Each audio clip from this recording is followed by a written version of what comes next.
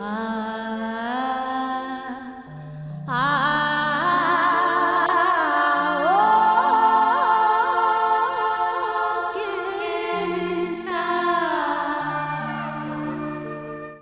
प्रिय शिक्षार्थियों, डोगरी भाषा के स्वयं पाठ्यक्रम में आप सभी का हार्दिक स्वागत है। आज का विषय है विशेषण, परिभाषा, प्रकार और उदाहरण। प्यारे छात्रों, आज हम विशेषण की परिभाषा और उसके प्रकार उदाहरणों सहित पढ़ेंगे। परिभाषा: विशेषण वे शब्द हैं जो संज्ञा या सर्वनाम की विशेषता बताते हैं, जैसे रंग प्रकट करते हैं। विशेषण द्वारा जिन संज्ञाओं के गुणों आदि का वर्णन किया जाता है उनको विशेष्य कहा जाता है। जैसे डोगरी के कुछ उदाहरण देखिए। लम्मी सोटी, लंबी छड़ी। इस वाक्य में पदबंध में लम्मी शब्द विशेषण है और सोटी शब्द विशेष्य। तेज छुरी, तेज चाकू। इस पदबंध में तेज शब्द विशेषण है और छुरी शब्द विशेष्य है। काला कान, काला कौआ।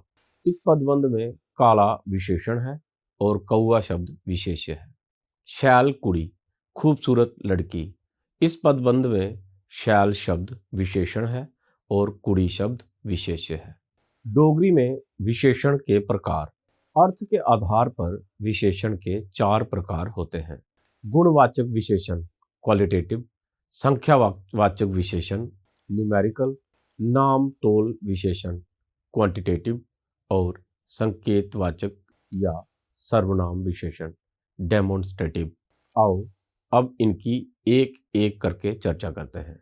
गुणवाचक विशेषण: जिन विशेषणों के माध्यम से विशेष्यों के गुण, रंग, शक्ल, सूरत, समय, स्थान, स्थिति आदि का ज्ञान हो उनको गुणवाचक विशेषण कहा जाता है। डोगरी में गुणवाचक विशेषणों के कुछ उदाहरण देखिए। अनिल बड़ा दलेर है, अनिल बहुत बहादुर है। सतीश बड़ा विद्वान है, सतीश बहुत विद्वान है। पवन ने पीले रंग दी कमीज लाई दी है, पवन ने पीले रंग की कमीज पहनी है। ये फुल्का गोल है, यह रोटी गोल है। ये नवा गाना है, यह नया गाना है। कुलदीप शहरी जागता है, कुलदीप शहरी लड़का है। सुभाष बड़ा लिस्सा है, सुभाष बहुत कमजोर है। पाली बड़ा बेशर्म है, पाली बहुत बेशर्म है।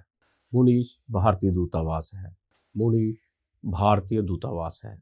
जम्मू कश्मीर भारत का उत्तरी राज्य है, जम्मू कश्मीर भारत का उत्तरी राज्य है।